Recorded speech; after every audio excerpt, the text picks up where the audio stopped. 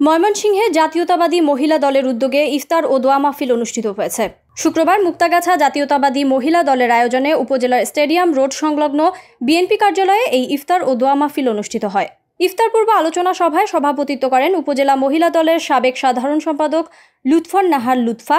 অনুষ্ঠানে বিশেষ অতিথি হিসেবে উপস্থিত ছিলেন ময়মনসিংহ দক্ষিণ জেলা বিএনপি মহিলা দলের সভাপতি ফরিদা ইয়াসমিন পারভিন, মুক্তাগাছা পৌরসভার সাবেক মেয়র ও পৌর বিএনপির সভাপতি মোহাম্মদ শহীদুল ইসলাম শহীদ, শহর বিএনপির সাধারণ সম্পাদক মুর্শিদুজ্জামান সাইফুল এবং শহর মহিলা দলের সাবেক সহসভাপতি রাজিয়া সুলতানা প্রমুখ। আলোচনা সভায় বক্তারা দলের প্রতি অবদান রাখা ত্যাগী নেতাকর্মীদের প্রতি গভীর শ্রদ্ধা জানান। দীর্ঘ 17 বছর ধরে যারা অত্যাচার ও নির্যাতন সহ্য করেও দলের স্বার্থে কাজ করে গেছেন তাদের প্রতি কৃতজ্ঞতা প্রকাশ করা হয়। পাশাপাশি বক্তারা সবাইকে ঐক্যবদ্ধ হয়ে দলের ভিত্তি আরও সুদৃঢ় করার আহ্বান জানান।